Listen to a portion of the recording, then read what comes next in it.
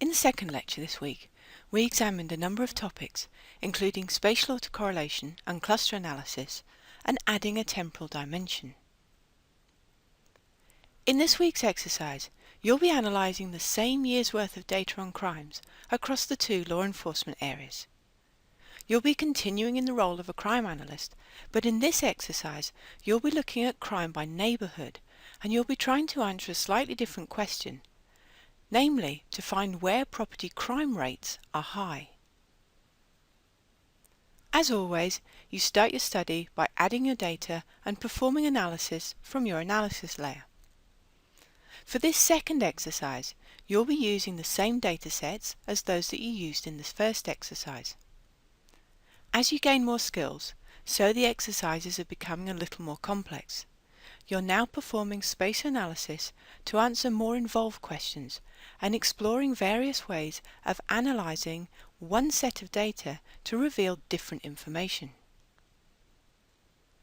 Data can be filtered to select out data based on the attribute values.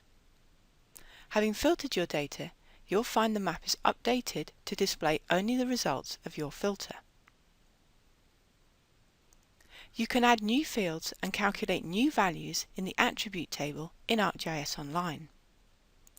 To add a field, click on the table options.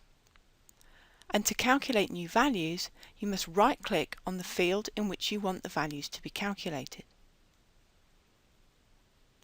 Filtering the data can be used as part of analysis to limit the data that's used in subsequent analysis.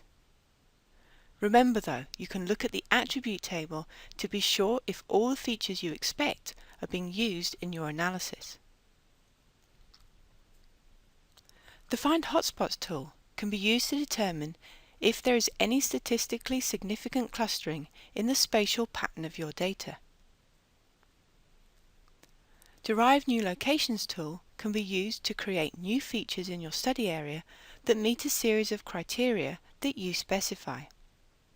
These criteria can be based on attribute queries or spatial queries, or a combination of both. This exercise follows on from the first exercise and allows you to further explore the crimes across the two areas and to understand how spatial analysis can be used to answer different questions. There are a number of different available methods, and carefully framing your question will allow you to determine which techniques will be appropriate and will get you to a solution.